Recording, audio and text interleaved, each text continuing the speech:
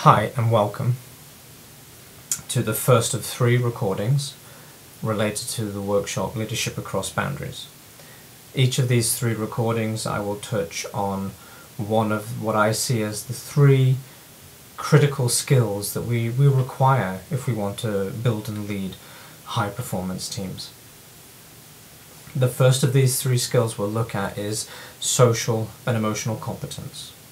And fundamentally we're going to be answering 2 questions. And the first question we're going to answer is, what is social and emotional competence? And we will seek to answer that question firstly from a neuroscience perspective and secondly from a developmental psychology perspective.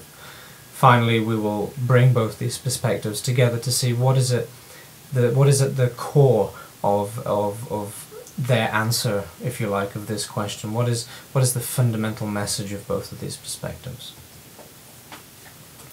The second question we're going to be answering is, why is social and emotional competence a critical leadership skill? Why is it important to us as leaders? And firstly, we're going to look at this from a self-leadership perspective, the perspective of leaders of ourselves, if you like. And this part of the presentation will correspond with the first of the 6 themes in the handbook that you received. Then we will answer this question from a perspective of leadership as a role, the role of being the leader. And this corresponds with the second of the 6 themes in the handbook that you received. So if we move on to the first part of this presentation, it's answering the question, what is social and emotional competence? And what we're interested in is answering this question firstly from a neuroscience perspective. To give you the answer in a very formal way, social emotional competence from a neuroscience perspective is integrative brain functioning. But of course that probably doesn't mean a whole lot to you. So what I need to do of course is we need to look at the brain a little bit and try to understand what I mean by integrative brain functioning. The highlighted area that you see before you here is the left hemisphere of the brain. And the left hemisphere of the brain, in a rather crude way, can be described as being the part of the brain which is responsible for thinking, the thinking part of ourselves. Fundamentally, it's the part of the brain which is mostly responsible for symbolic processing. That means the processing of symbols, the use of symbols that are meaningful for us. So language, for example, but also numbers, mathematics, even music, even dance and different kinds of art forms which have some form of symbolic representation, painting for example, anything which is symbolically represented in some way. The major processing goes on in the left part of our brain, the left hemisphere. But in a crude way, it's a good way to think that this is the thinking part of ourselves. This is where we are in our brains when we're thinking. The right hemisphere, which is a much less well understood part of the brain, can be roughly and crudely again described as being the experiencing emotional part of ourselves. When we're infants, it is the right part of the brain, which is the first part of the brain which develops in a significant way. Obviously we all know that the newborn infants don't have language, so their way of understanding their world is literally through their experiences. They experience the world around them emotionally, if you like, and not just in the terms of the emotions that we recognize as adults, like happiness and sadness, but also in a sense of each situation has its own emotional ambience, if you like. And for infants, this is the major part of their experience. They experience themselves very much in the now, very much in the present. They don't have thinking available to them to move themselves through time, if you like, into the future, into the past, like we can do as adults. They're very much in the present. And this part of the brain is very interesting for us because it's deeply connected to the emotional part of the brain, which lies in the center of the brain. And this is called the limbic system, and we will look at this very briefly shortly. What's interesting for us is as adults, is that the right part of the brain could be seen as a rather underused part of our brains. We tend to be, very often as adults, a little bit too much in the left, if we could use that expression, where often a little bit too intellectual in our choices. We're often a little bit too critical in our thinking. We're often a little bit too either this or that in our way of seeing the world. We're very much in the left, and it's not so strange that the left brain becomes increasingly a dominant part of our brain because of language, and because things like IQ, these are highly rewarded values or virtues, and the left brain very commonly in adult life becomes a more dominant part of our brain, which is a big loss for us, really, because we often very much sacrifice our ability to experience emotionally and experience ourselves physically, and we're very often lost somewhere in the left hemisphere of our brains, thinking about the future or about the past or about some issues, and really very much dominating, our minds are very much dominated by this part of our brains. One aspect of integrative brain functioning which is very valuable to us is the fact that it brings back the experiencing, the emotional sense of ourselves. It brings this back into alignment. It brings actually a balance to the processing in our brains.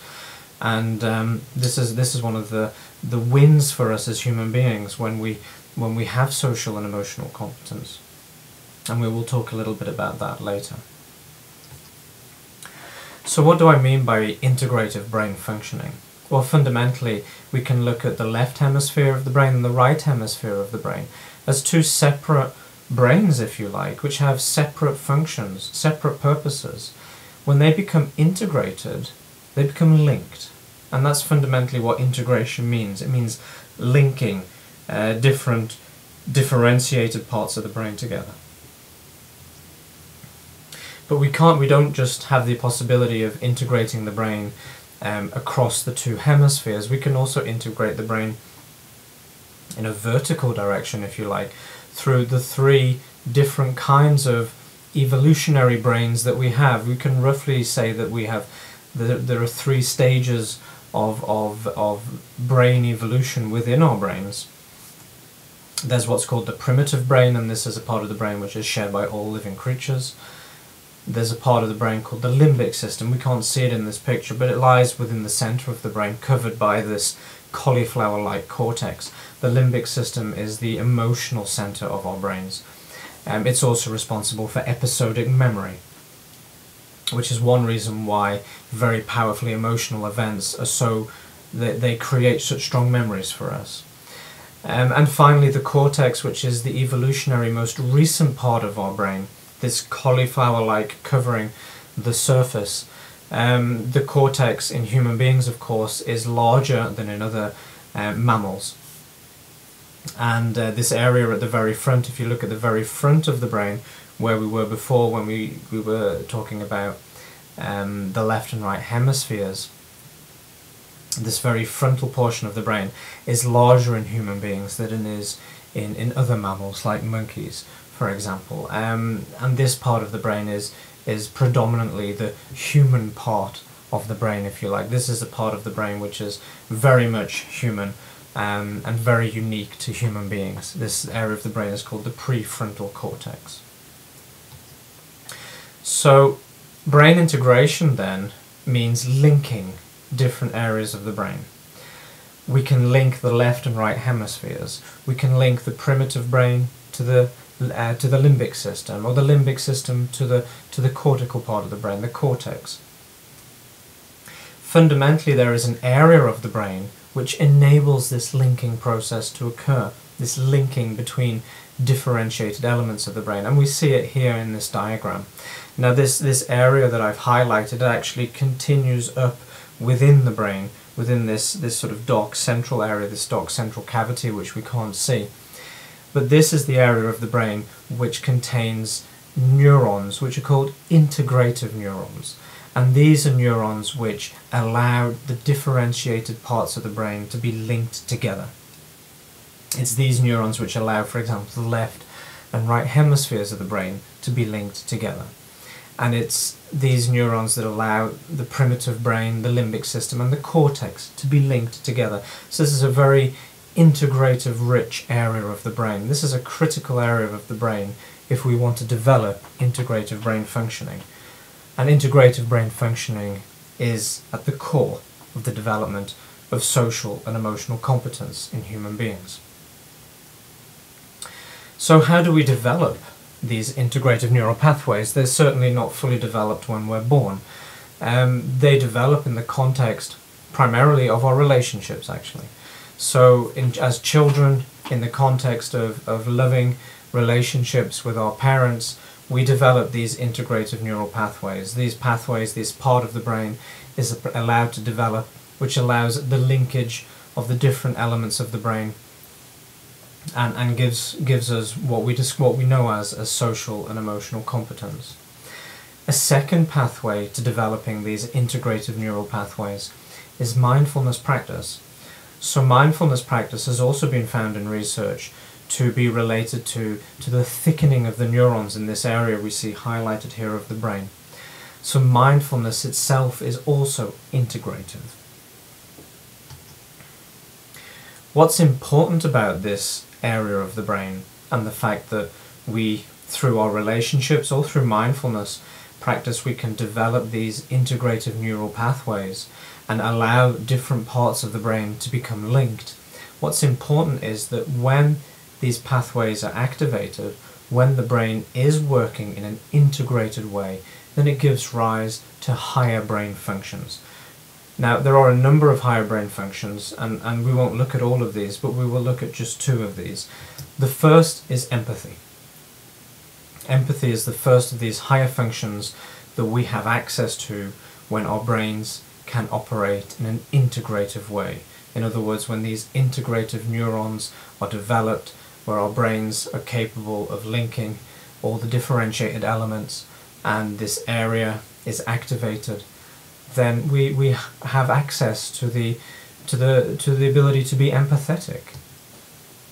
A second higher function that we have access to when this area of the brain, when we have developed integrative neurons, is morality. So empathy and morality are directly linked to brain development. Brain development in the context primarily of our relationships, but also brain development in the context of mindfulness practice that allows an area of the brain, neurons in the brain, which allow the linkage of different parts of the brain to occur. And when the brain is functioning in this linked way, in this integrative way, we gain access to these higher functions, two of which are empathy and morality. So that's looking at the brain from a neuroscience perspective. That's looking at social emotional competence from a neuroscience perspective. What about if we look at it from a developmental psychology perspective? Well, what we're most interested in the context of understanding the development of social and emotional competence is attachment theory. Now, attachment theory is a relatively modern theory in psychology. It's a very important theory in psychology. What it fundamentally describes is an innate, genetically based behavioral pattern in all human beings. This behavioral pattern allows us to seek other people as emotional forms of support for us when we're in crisis. So children, for example, when they're afraid, they will run to their parents and seek their parents' support to help them deal with that emotional crisis. So fundamentally what attachment really is, it's a mechanism by which that allows us to regulate or to take care of our difficult emotions in a healthy way. It's a genetically primed behavior that exists in all human beings, and that we make use of what we call a secure emotional figure in our lives to help us deal with emotional distress in times of crisis. Now, of course, we have all seen children running to their parents in times of crisis, but we don't often see adults running to their partners or their parents in times of crisis in the same way.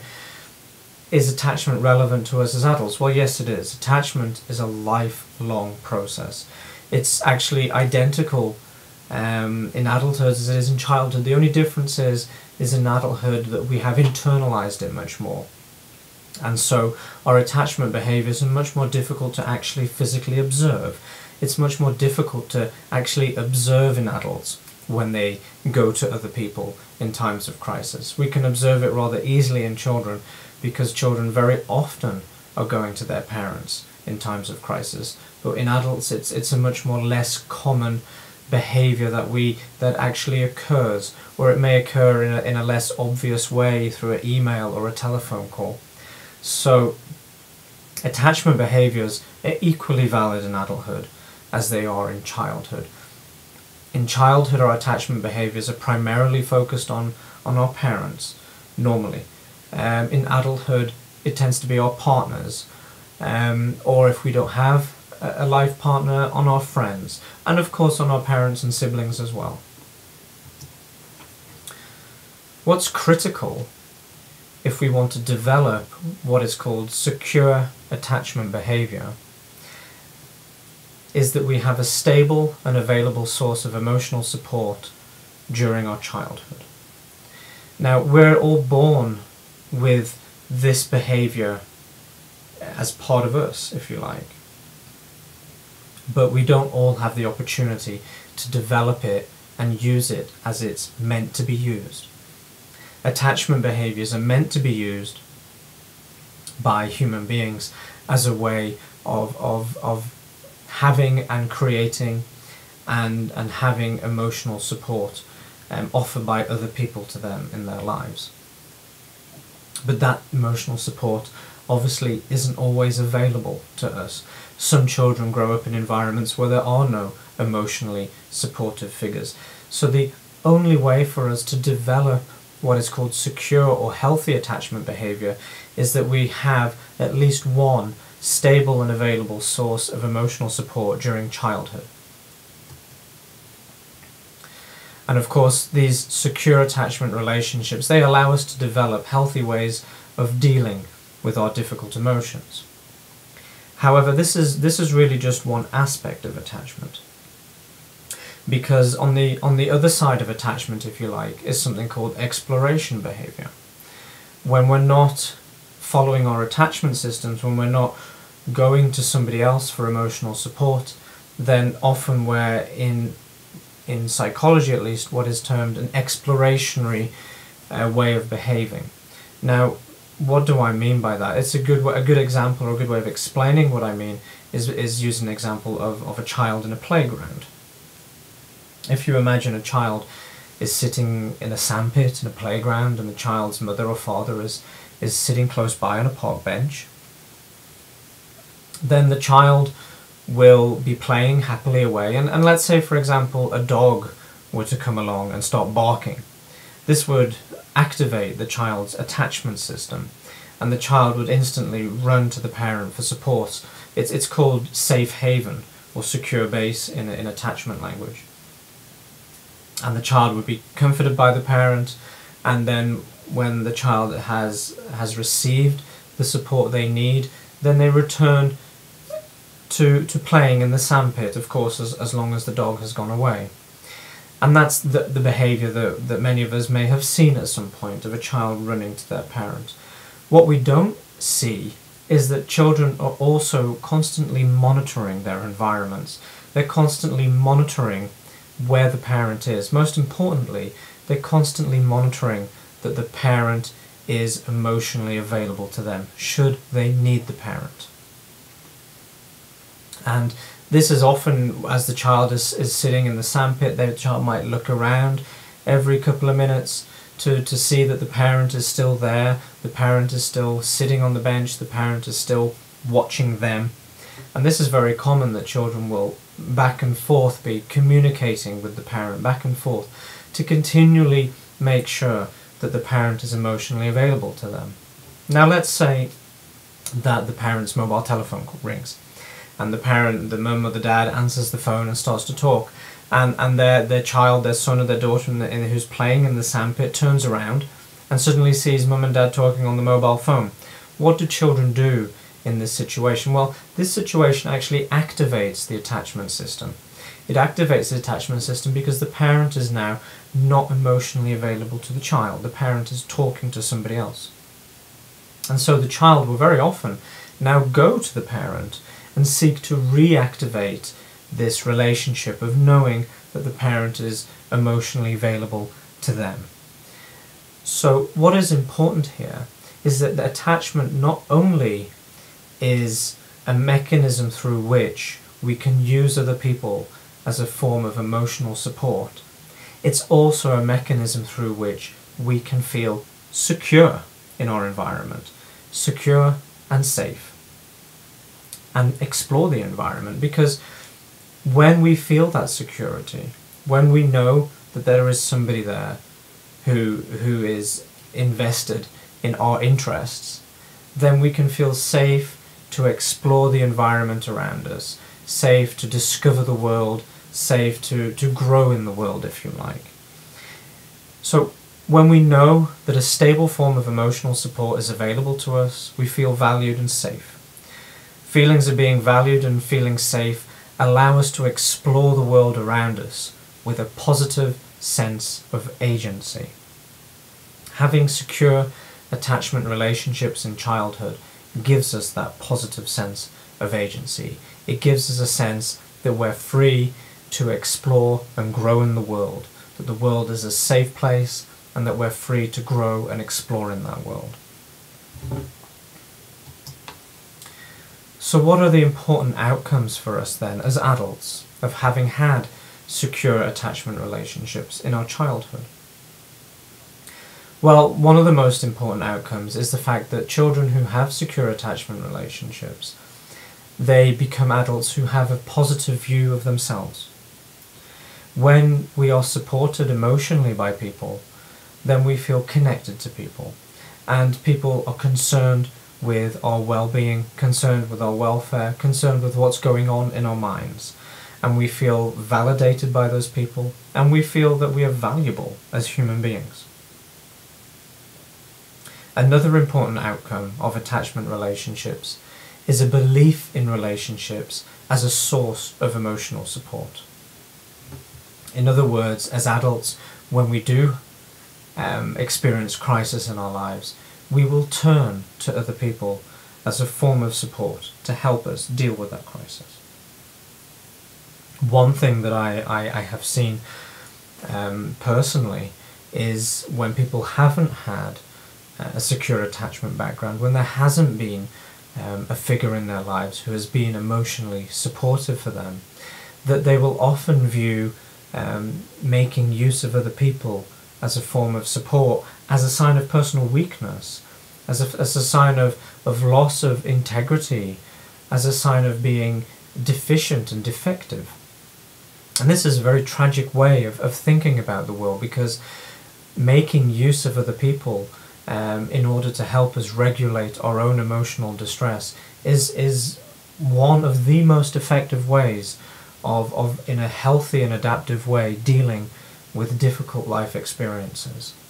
And of course, people who close the door on that because they believe that seeking support in this way is a sign of human weakness, they lose that possibility. They lose the possibility of this very healthy and adaptive way of regulating our emotional distress. Another important outcome of attachment relationships is our ability to self-regulate. We often, and there is a rather, I think, a very tragic and incredibly unjust myth in the world, that if we are overly supportive of our children's emotional needs, then they become dependent on us. In fact, the truth is, it's the opposite which is the truth, because when children are in or have emotionally supportive relationships, they internalize those relationships. So they create a map in their own minds of how the parent would normally behave in crisis. So, for example, in a situation when the parent isn't available, a child will make use, rather than of the parent, they will make use of a map they have of the parent, of how the parent would normally behave in that situation towards them. In other words, they would use their own personal strategy, using their own caring, nurturing parent as a model for themselves of how they would behave towards themselves. And this internalizing of our parents' behavior is ultimately how many of us adults actually behave when in terms of regulating our own personal distress. When we've had secure attachment backgrounds, we have very good and very effective strategies for self-regulation, for regulating our own emotional stress ourselves by using these positive models we had in childhood. Of course, we can still use real human beings and not just use internalized relationships as a way of giving ourselves comfort. But a very important outcome of attachment, of secure attachment, is the ability to regulate our own emotions and regulate our own behaviors in a more healthy and adaptive way. Another important outcome of secure attachment is self-awareness, and self-awareness is fundamentally it's knowing our own minds. Self-awareness is having, if you like, eyes for the inside. It's having a map in our minds, a map of ourselves. Self-awareness development is critically linked to having a knowledge of our life story which matches our experiences of that life story. And that's very critical. It's one thing to have a life story, it's another thing to have a life story that matches our actual experiences of our lives. And self-awareness development is critically linked to this, to the fact that the story we have of ourselves and our lives, it matches our actual experiences. Another important outcome of attachment is self-reflective capacity. Self-reflective capacity is a very critical skill which many adults make very important use of, particularly in conflict situations. The ability to see ourselves, to see our behaviors, to see our role in events that have occurred around us is an incredibly important skill that we use, particularly when healing conflict. All of us will have at some time in our lives been in a relationship, in a friendship, or in a more personal relation, in a more intimate relationship with somebody who lacked this ability, who lacked the ability to reflect over their own behavior, to reflect over their own role in events. People who lack this capacity very often blame other people for things that they themselves have caused. It's as if they're completely blind to their own actions. Another important outcome of secure attachment is a caring self-dialogue. And again, we return to this idea of children internalizing the parent relationship, creating an inner map, if you like, of their parents' way of behaving when their parents are supportive and giving them support. When children have had a secure attachment background, as adults, this internalized parent relationship will evolve into what fundamentally will be a caring self-dialogue. We all have self-dialogue.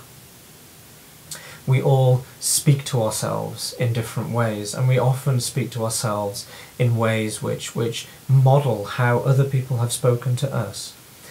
People who have lacked secure attachment figures in their childhood, people who have been met with criticism or rejection, may be critical or rejecting of themselves in their inner self-dialogue, in their inner dialogues. But children who have had secure attachment backgrounds in adulthood will, generally speaking, have a compassionate, caring and forgiving inner self-dialogue. So what is the fundamental message of both these perspectives? What really is at the core of building social and emotional competence? Well, at the core of building secure attachment relationships, as well as promoting the development of integrative neural pathways in the brain, is that we meet people in a manner that gives them the experience that we see their minds. So fundamentally, integrative neural pathways in the brain develop when people are met in their relationships in a manner where they experience that another person sees their minds. And in attachment development and attachment security, secure attachment develops, again, in the context of the child experiencing that the parent or the attachment figure sees their minds. It is in these contexts that social and emotional competence develops in human beings. So what is necessary in us if we want to be able to achieve or to build social and emotional competence in people? Well, what we need to be able to do is to listen to other people with what's called a mindful presence and respond to them using what we call integrative language. We will look at this a little later on, but what I can tell you now is that integrative language is a language which links the brain. We said before that brain integration is when different parts of the brain become linked. And we said that one way of looking at brain integration was where the left hemisphere of the brain and the right hemisphere of the brain becomes linked. And we'd said earlier that the left hemisphere could roughly be described as the thinking part of the brain, the symbolic processing part of the brain, and the right hemisphere as the experiencing part of ourselves. When we use integrative language with another person, we use a language which links the brain, which links the left hemisphere and the right hemisphere, that links the thinking hemisphere and the experiencing hemisphere. So a very simple example would be if a child fell off his bike and he was crying and Mummy picked him up and she said, "Oh, you poor little thing. Oh yeah, that must have really have hurt. It really scared you. I can see that it really scared you." And of course children very often think they're going to bleed to death, particularly small children. And Mummy or Daddy may say something along the lines of, "Oh, you think you're going to be bleeding to death." And of course that's not going to happen, but I know you can be afraid that you will. This is an example of an integrative language, of a parent in this example of seeking to verbally describe for the child the experience that's going on in the child's mind. And when the parent does this, the parent does something quite amazing because they link their child's brain.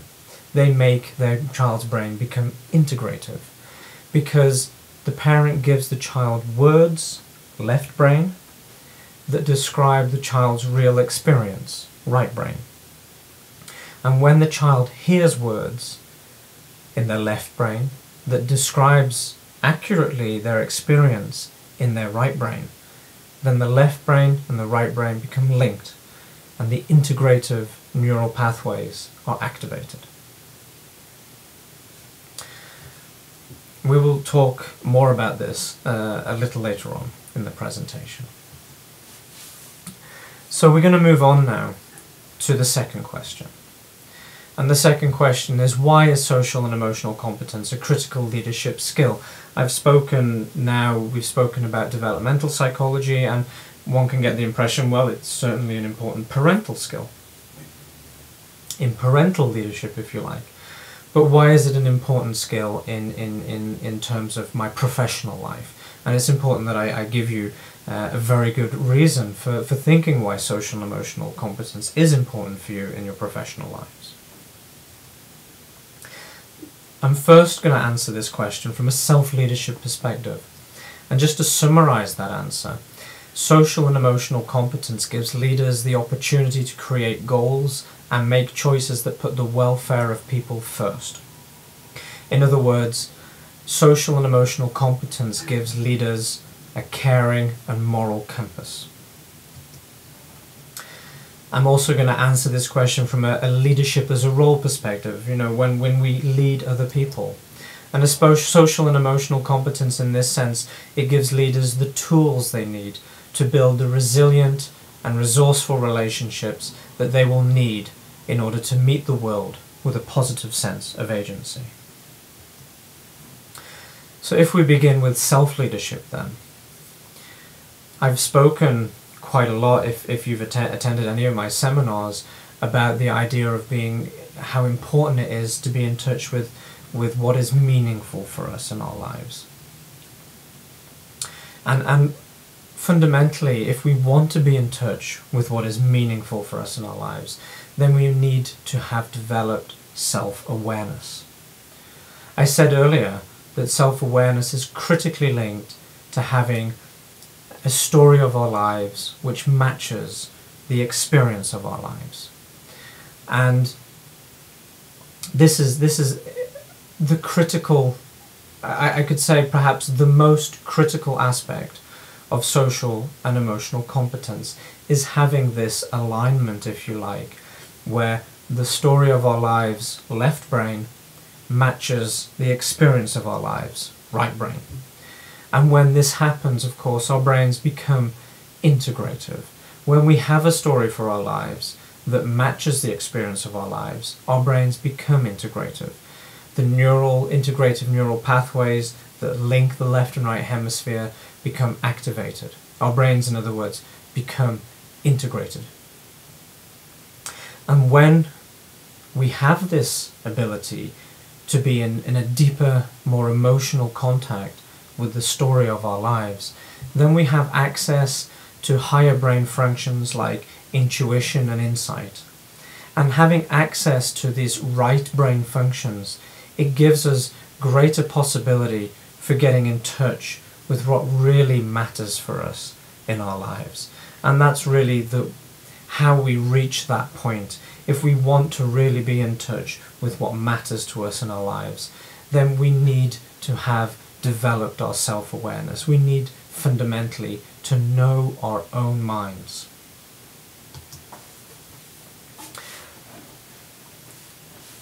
When we have self-awareness, and when we think of something in our lives that really matters to us, when we have the self-knowledge and the ability to be in contact, in touch with what really matters for us in our lives, then our brains are integrative. We're not just thinking about what matters for us, we're feeling about what matters for us as well.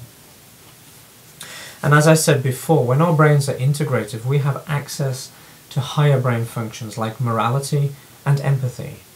So in other words, when we're thinking of something that is meaningful to us, something that really matters to us as human beings, then our brains are also empathetic and they're also moral. So when we create goals that are meaningful goals, then we're active, then the empathetic and moral centers of our brain, if we could describe them that way, are influencing the goals we create. In other words, when our brains are integrative, when we're in touch with what is meaningful to us, and when we're creating meaningful goals for ourselves and our lives, then our empathetic and moral brains will influence how we create those goals. In other words, our meaningful goals will always be caring and just goals for people. They could be caring and just goals for ourselves, or they could be caring and just goals for other people, or for ourselves and other people. But fundamentally, they will always be caring and just goals. So social and emotional competence, therefore, is actually a prerequisite for having a caring and moral compass in the choices and in the goals we choose to pursue. In other words, to have a caring and moral compass, we need to have the ability to have integrated brains. We need to have the ability for our brains to function in an integrative way, where the left and right hemispheres link together, and where the integrative neural pathways of our brains are activated, which themselves activate the higher functions of the brain of morality and empathy. What's interesting is that we can still be successful leaders even if we don't have social and emotional competence. We don't need social and emotional competence to succeed in leadership. But what we cannot be without social and emotional competence is leaders who put the well-being and welfare of people at the core of their action. During the workshop, we watched an animation, and the goal of this animation was to create integrative brain functioning in your brains. The animation I called The Journey to Attunement, and I will describe very shortly what I mean by attunement. But in this animation that we watched, the goal was to create integrative brain functioning in you. And ultimately, we created that by using two, if you like, there were two interventions that I used to move your brains towards integrative functioning. The first was a gratitude question, and this is a very powerful way of creating integrative brain functioning. When we experience gratitude, it's not just a thought, it's also an emotional or an experiential. So it has both symbolic left brain and experiential right brain components. So when we think of something that we feel gratitude for in our lives, then our left and right brains become linked. We become integrative, and this marked area you see in the brain before you becomes activated.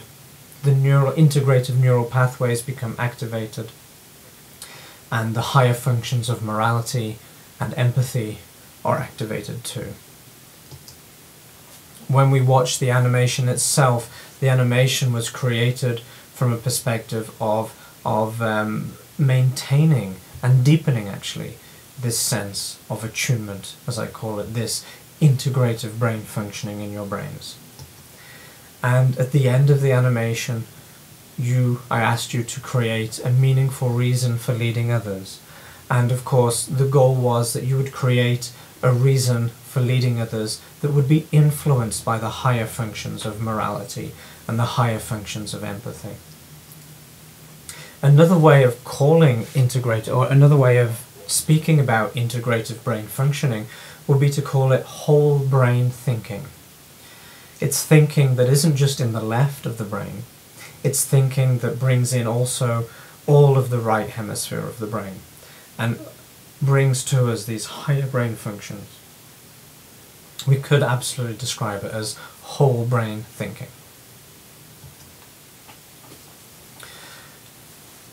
I described the animation, I called it Journey to Attunement. And what do I mean by attunement? Well, fundamentally, attunement is a way of describing the experience of brain integration. When I asked you the gratitude question, then when you began to think about what you felt gratitude for, you almost certainly began to experience your body more. A very quick way of becoming attuned, in fact, is to put our feet flat on the ground, firmly on the ground. And we instantly feel our breathing changing. And it's this change in breathing which is the gateway, if you like, to what's called self-attunement. When we put our feet flatly on the ground, then the experience of our body becomes much more, it becomes a much bigger part of our awareness. Or if you like, our awareness moves much more to focus on the experience of our bodies. When we think of something we feel gratitude for, that experience of our body becomes even more intense, and we can feel it very often more intensely in our chest. When we think of something we feel gratitude for, therefore, our awareness has moved much more towards bringing into awareness the experience of our body.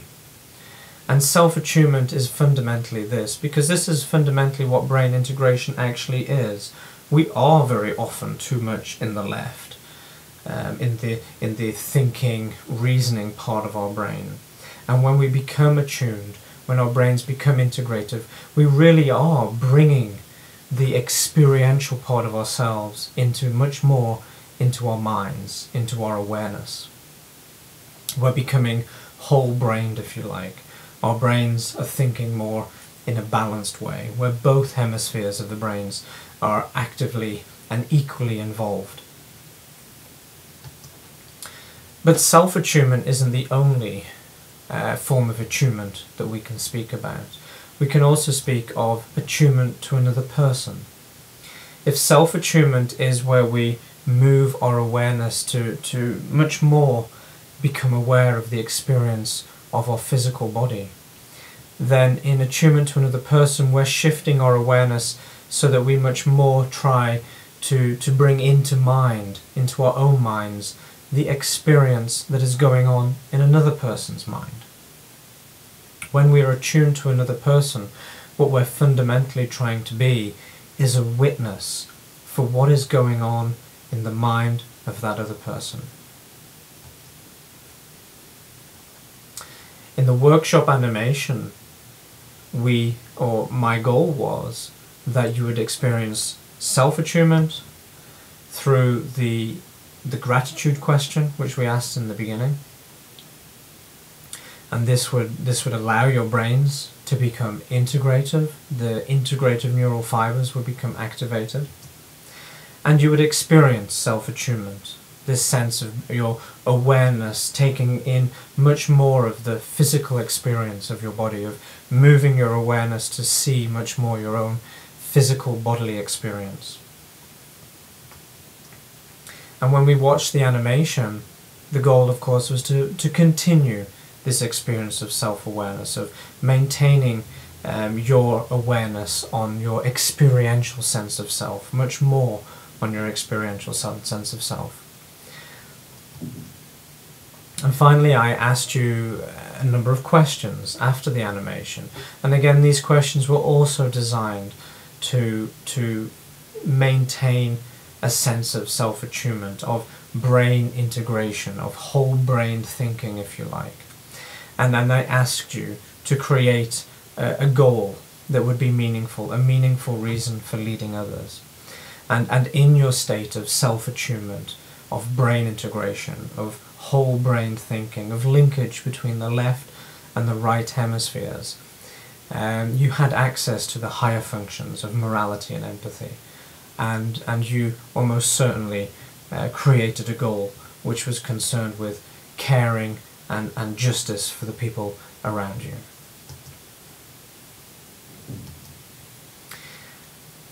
And of course this is what is at the basis of the idea of leading with a moral and caring compass. If we are integrative in our brains, then our actions will be much more informed by morality and by empathy. And our choices on goals will be much more informed by morality and empathy. So being integrative, being self-attuned, if you like, in the workplace allows us to think whole-brained. It allows us to think not only with the left hemisphere, but also to bring in the deep emotional insights of the right hemisphere.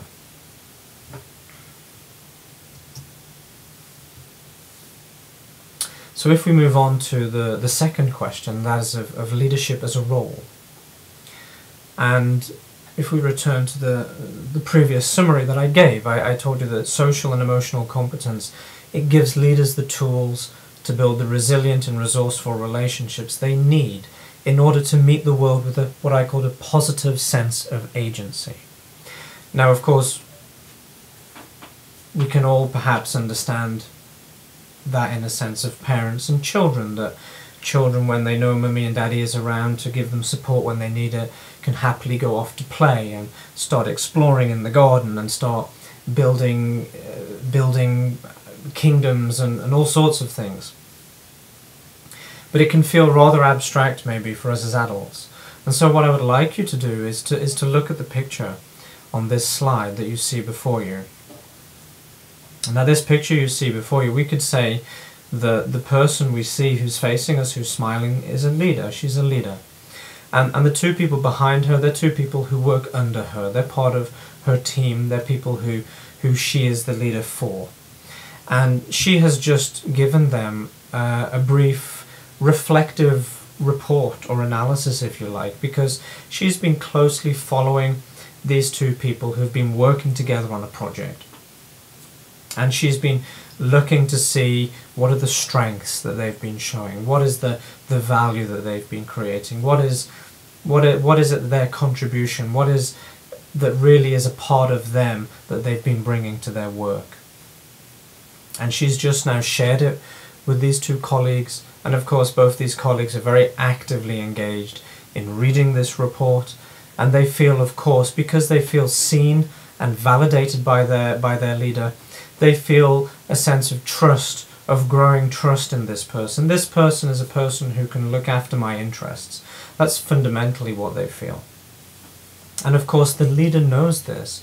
She feels their trust towards her, and in giving their trust to her, they give her also their belief in what she does, in how she leads, and in the vision she has for herself. They fundamentally become people who want to champion her because she has given and created so much value for them, and given them the sense of being seen and valued, and made them feel secure in their workplace.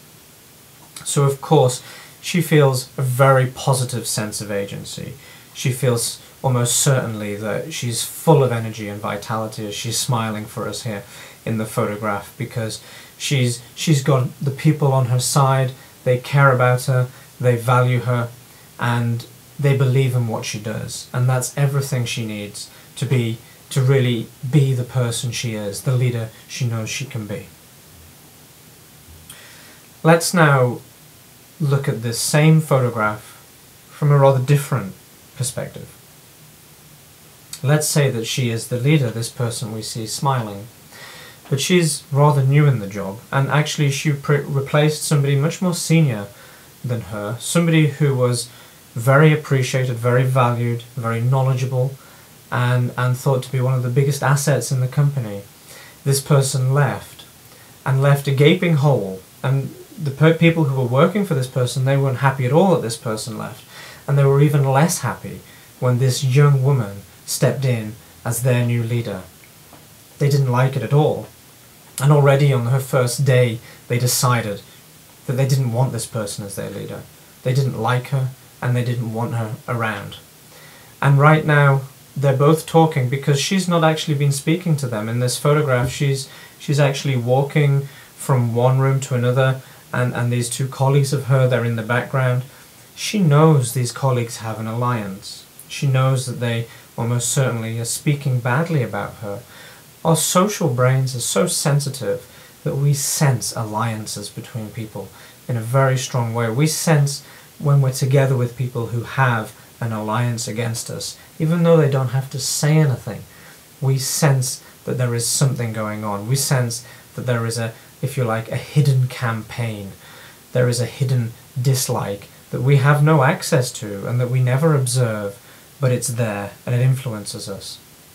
And as she's standing there and walking through the corridor just before this photograph has been taken, she sees, of course, these colleagues standing, discussing with each other, pretending maybe to discuss something in a report they have, but maybe they're actually talking badly about her because they don't like her. And as she turns to look to the camera for her photograph to be taken, she's having to put on the smile. But we know, and we can actually see beneath that smile, that this is a person who feels they have no power, a person who is losing power, a person who is struggling to make their own ideas and their own way of thinking be seen and appreciated at all. In other words, this is a leader who very much is in crisis in her leadership. I hope that this example of this two ways of this, looking at this photograph, has illustrated what is the core idea of why social and emotional competence is a critical leadership skill. It's a critical leadership skill because it allows us to build strong relationships with people around us. It gives us tools to building trust with people, to building trust with other people towards us. And that tool can be immensely powerful and immensely important for us as professionals if we want people to believe in us and believe in what we do and how we think, particularly if we're leaders. During the workshop I gave an opening address, and in that opening address I spoke about the human personality, a metaphor where I describe the human personality as a landscape of rich and immense variation. And this is actually, I believe, an extremely useful way of thinking about human personality, because our personalities are rich and immensely varied. We can't see the whole landscape at any one time. We can only be in certain parts of that landscape of ourselves at any one time. And fundamentally, our ability to be and see those different parts of the landscape of ourselves is related to the different relationships that we have around us with people who actually see the different parts of us. Every person we know, every relationship we have, that person will see us in a completely unique way, in a way that is not like anyone else, and they will see aspects of the landscape of our own personality that maybe nobody else sees and nobody else knows even exists. So fundamentally, what's very important for us is that we have relationships with people, strong relationships with people, who help us see the value in ourselves. If we think of this example I described of the leader in that situation, by validating her co-workers, they will want to be validating back to her, by giving them, by creating so much value for them, by seeing them in their real life situation. They will want in return to see her in her real life situation. And through doing so, they will allow her to see the landscape of herself, if you like. Now, of course, I also spoke in this opening address about what happens when people don't have people around them who see the landscape of who they are. And in that situation, what happens is that we struggle to see the landscape of ourselves. Even for people who previously may in a very powerful way see who they are, they can very quickly end up in social environments where they suddenly become utterly blind to themselves. If we go back to this example of the leader, maybe this was a very confident woman, a very confident person, normally, because she's normally surrounded by people who really see and value her. But stepping into this new job, she's surrounded by colleagues who don't like her, who don't want her, who refuse to even want to know her landscape, who refuse to even think there is anything relevant worth knowing about her landscape, and who treat her in a way where the quality in her goes unseen. And when the quality in her goes unseen by other people, eventually she will start to doubt that it's there herself. So the metaphor, a human being as a landscape, and how I presented it to you at the workshop, and how again I'm speaking about it now, it's not something I've just plucked out of the air. It's not something that I've just made up. It's actually a metaphor which has been intentionally created to integrate both developmental psychology and personality psychology, to bring about a way of understanding human personality which is deeply embedded or grounded, if you like, in the science we have of human personality and human development. And what the core message is of this metaphor is that our freedom to grow as human beings is dependent on other people's view of us. And it's not very often, of course, I mean, science can always be wrong, but this message is so consistent through so many branches of science that I'm actually prepared to say that this is a truth, that our freedom to grow as human beings really is dependent on other people's view of us. And as leaders, we need to be aware of this, because if we find ourselves in environments where we're surrounded with people who have a negative view of us, it doesn't matter who we are. It doesn't matter how much confidence we've had before. In that environment, we will struggle to show our quality. It's therefore vital, fundamental for our own success as leaders that we surround ourselves with people who see the value in us. And as I know, the most powerful way of building those strong relationships is by using our social and emotional competence and seeing and meeting another person in their own mind. So our freedom to know our own minds, if you like. And we can say whether we can, it's the landscape of ourselves, to know our own minds. It's fundamentally the same thing. So if we're talking about the development of self-awareness, or we're talking about seeing the landscape of our human personality, we're fundamentally talking about the same thing. We're ultimately talking about knowing our own minds, about having eyes for the inside.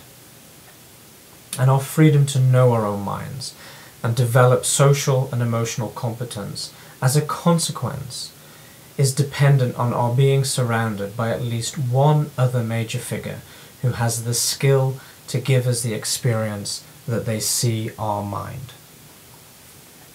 This is the critical requirement, if you like, if we are to develop social and emotional competence, is that we in our childhood have had at least one major figure who has the skill to give us the experience that they see our mind. But of course, that doesn't mean if we haven't had somebody in our childhood who has had that role that we cannot develop social and emotional competence. We can, of course, develop social and emotional competence even in adulthood. What's critical, though, is that we have at least one major figure in our life who has the skill to give us the experience that they see our mind. If we don't have that figure, if that figure doesn't exist for us, then we will not develop the integrative neural pathways in our brain that give us access to the higher functions of empathy and morality. We will not develop self-awareness and self-reflective function. We will not develop emotional regulation. We will lose all of these things, or alternatively, we will never gain these things. We will never have access to these things if we never have a figure in our life who can meet us in a capacity where we experience that they see our minds. So lacking this figure in our lives, lacking a person who can give us the experience that they see our minds, it actually leaves us critically handicapped. It leaves us handicapped in the sense that it makes it very difficult for us to build genuinely trusting, resilient and resourceful relationships around us. It also makes it virtually impossible to develop social and emotional competence in other people.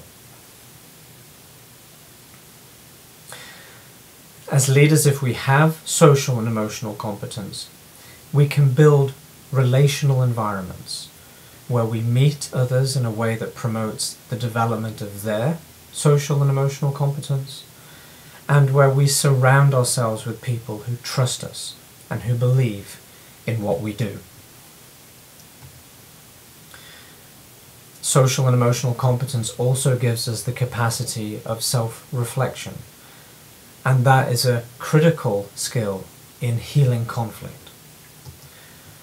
Social and emotional competence also gives us a sense of security, and it gives us, when we surround ourselves with people who believe in us and see the value in us, it gives us the positive sense of agency that we need to really go for our visions, to really build our dreams.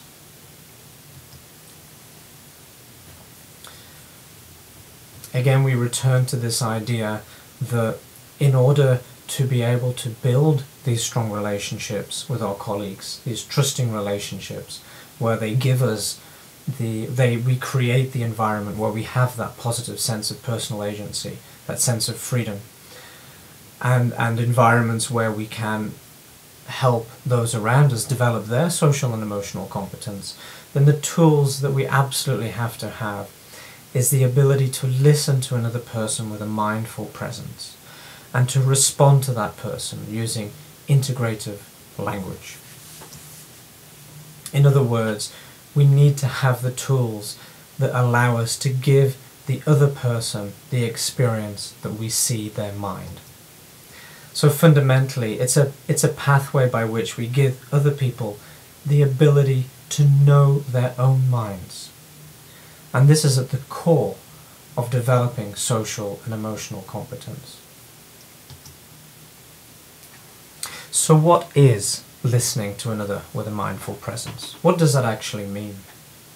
Well, to listen to another with a mindful presence, we need to be skilled in two things. We need to be able to become self-attuned, and we need to be able to become attuned to another person. In the animation in the workshop, what I sought to do was to create these two states of mind. So when we were in the cave following the girl, we were able to be self-attuned. And when at the end of the animation, where we met the boy that the girl was a witness to, the goal was that we would be able to experience what it is to feel attunement to another person. Now, I don't know how successful the animation was, and you have to tell me how successful it was for you. But these nonetheless were the goals of the animation.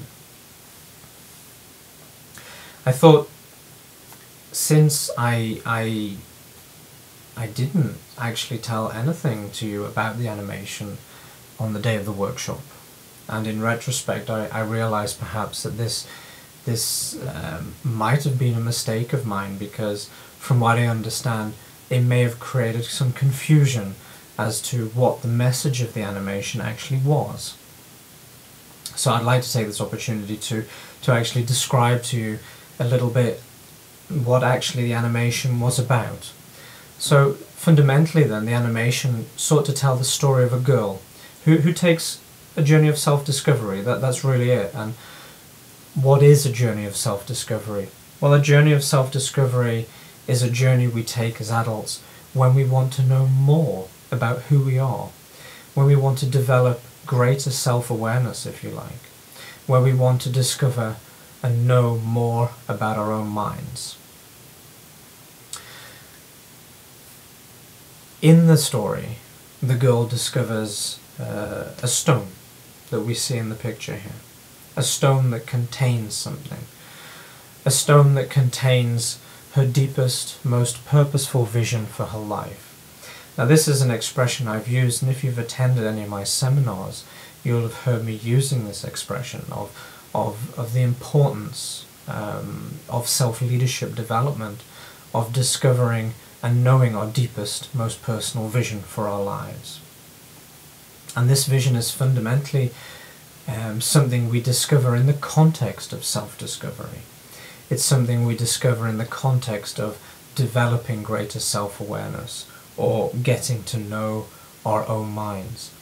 And what's fundamental in getting to know our own minds is actually that we are able to create a story for ourselves of our lives that is consistent with the experiences of our lives.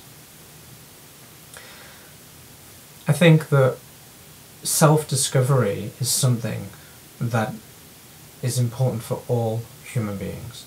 I don't think any adult has had a life which has been completely free of experiences which have been denied, completely free of moments when they've gone unseen, completely free of difficult moments where they have felt there isn't somebody there to see them or support them in their experiences. Ultimately, I think all people have some need of discovering more about who they are. And as I was saying just now, that ultimately taking a journey of self-discovery, like this little girl did in the animation, it's ultimately about becoming a more validating witness to aspects of our own life story. And that is actually integrative, because when we become a validating witness to our own life story, then the words we create match the experiences we've had, and our brains become integrative. So ultimately, self-awareness development and journeys of self-discovery, these are integrative experiences. These are experiences in developing greater brain integration, we could say. In the animation, the core insight of the girl's journey of self-discovery, the deepest knowledge she could discover about herself as related to her life story, was that every child should have a witness. And of course it wasn't my intention to create propaganda of any kind with this message. Rather, it was simply an example of a deepest, most purposeful vision for a human being, for this particular girl.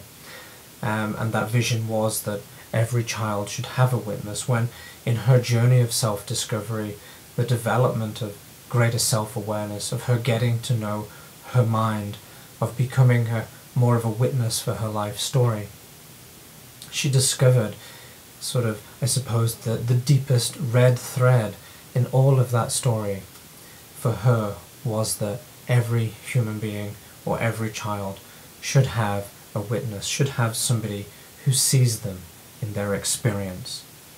And in discovering this deepest, most purposeful vision, the girl's the task for the girl was then to return to the world, if you like, to return back to the world with that vision in hand and go about realizing that vision and bringing it to the world, bringing that vision to the world of that every child should have a witness.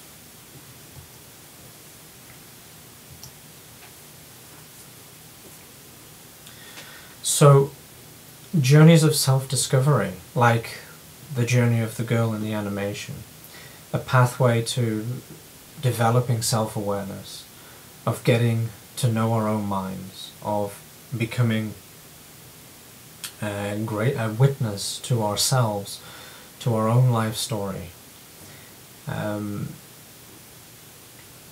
These journeys are so fundamentally bound to the idea of self-leadership.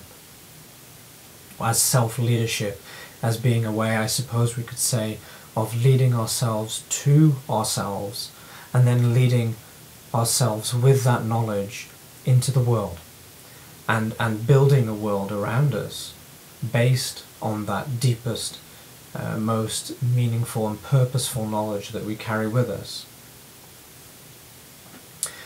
So that ultimately this idea of self-discovery is really a self-leadership pathway. It's a pathway where we learn to be leaders of ourselves, of leading ourselves with a vision that really matters to us. And then this is a core message that I've been sharing at the seminars I've been having. This idea is if we want to be leaders, then we should have a vision that really matters. Because what's the point in being a leader if we don't have a vision that really matters to us? And this is at the core then, the journey of self-discovery and of discovering the vision within ourselves that really, really matters to us. And then using that as a guiding light for ourselves, as a compass, if you like, for moving us and bringing us forward in our lives. But of course, if we embark on journeys of self-discovery in adulthood, if we develop greater self-awareness, if we learn more about the story of our lives, we become greater witnesses to ourselves, and if we discover things within ourselves, purposeful visions within ourselves, then very often it can mean completely changing our whole life direction. It can mean a very significant change in how we've been living our lives up until that point. And of course this is an enormous challenge for us as adults. An enormous challenge. It's a challenge enough, the journey of self-discovery, but it's equally big the challenge of bringing the insight of that journey of self-discovery with us back to the world.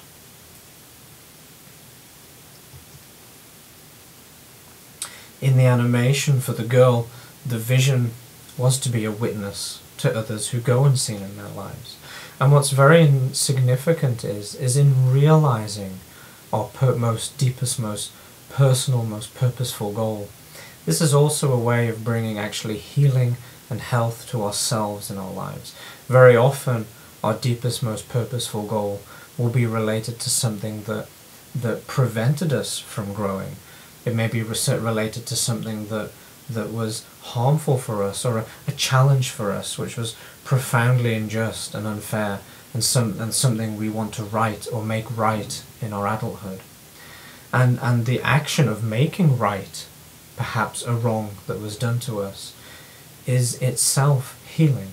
I know from my own experience of parenting that whenever I'm a parent and I'm able to validate my children in a way that I was not validated, for example, as a child, that I find it extraordinarily meaningful to do this, and extraordinarily healing.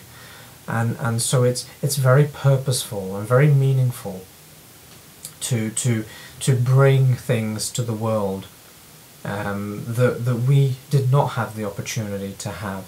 And in this case, to be a validating parent for our children, when perhaps in some situations we were ourselves not validated when we were children.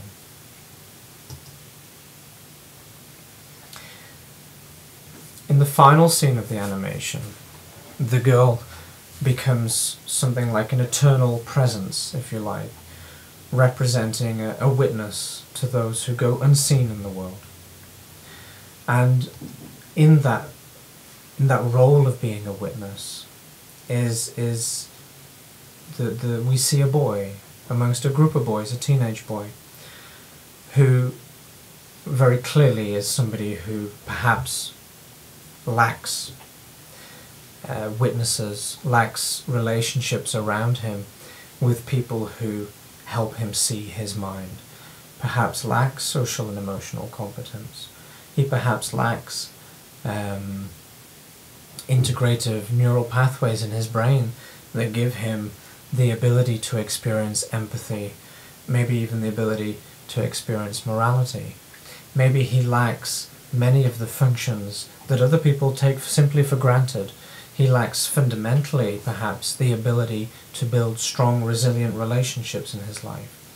And so this is somebody who is perhaps in desperate need of being met by somebody who can see him in his mind and who can give him the experience that they see his mind and help him through that to see his own mind. The goal of the animation was that we would become that witness to the boy through the girl's eyes, if you like. That we would be his witness, and that we would perhaps, and the goal was that we would seek to experience in ourselves or feel in ourselves that this boy needs a witness. He needs somebody to see him and to give him words for the experience that is within him. So, summarizing the animation then, the first part of the animation sought to create self-attunement. And the final part of the animation sought to create attunement to another person, to the boy in this example.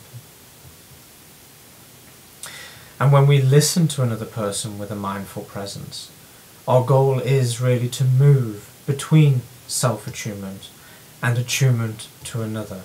So what I would like to do at the end of this presentation now is to describe to you the steps, if you like, of listening to another with a mindful presence. And we begin with self-attunement. We must move or shift our awareness so that we bring the right brain into action. We think whole-brained, if you like. The right brain comes online. We experience our own bodies much more intensely. Our awareness is shifted towards being much more focused on the experience of our body. We then shift our awareness as we seek to be a witness to what is really going on in the mind of this other person. Our attention now, or our awareness, is shifted to the other person, and we're asking ourselves, what are you experiencing? And we're almost trying to turn our own bodies into a vessel to experience that experience that this person is experiencing. We then shift back to self-attunement. We experience what it is we do experience when we're trying to be a witness for the other person, and maybe some words, some images come into our mind. But we move back again, because we want to be sure that what we're seeing, what we're experiencing, closely as possible matches what this other person really is experiencing. So we want to have the best hypothesis. And so we shift our attention again back to seeking to be a witness to the person who is standing before us. What is it they are experiencing in their minds? We watch their face, we watch their body movements, we try to get as much information as possible from their movements and their words that can give us a clue to what it is they are experiencing in their minds. Again, we move back to self-attunement. What are we experiencing? And by now, we will hopefully have some image, some visual image, or some words, or some insight that will have come to us, that will have in a very concrete way described for us what this other person is experiencing. And finally, when we feel we absolutely cannot contain ourselves anymore, that we cannot hold back, that we have to tell the other person what it is we're experiencing, then we finally communicate this to the other person. And we communicate it using integrative language. We communicate what we think they're experiencing using a language which contains words which describe a person's experience. And we call this integrative language. We call it integrative language because it's the language of whole brain thinking. And when we use it, what is amazing is when we give it to another person, it actually enables that person to think whole-brained, because we give them words that match their experience. And when our words match their experience, their minds become integrative, their brains become integrative. They become self-attuned themselves. Their neural pathways, their integrative neural pathways become activated, and they gain access to the higher functions of caring, of morality, and of empathy. So the core question that we're seeking to answer when we're listening to another with mindful presence is, what is this person before me experiencing in their mind as they speak to me? And by giving the other person words that describe their own experiences, we are giving them the experience that we see their mind. And this is the core action of building people's trust in us and developing their social and emotional competence. And I'd like to finish by giving you an example that I hope can describe for you using these skills in action.